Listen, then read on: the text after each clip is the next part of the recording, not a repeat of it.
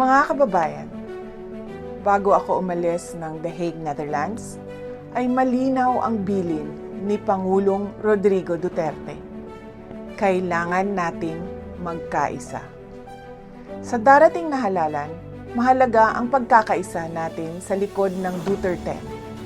Ang 10 kandidato buong puso nating sinusuportahan para sa Senado. Ito ang mga taong may tapang, malasakit, at tunay na kakampi ng sambayanang Pilipino.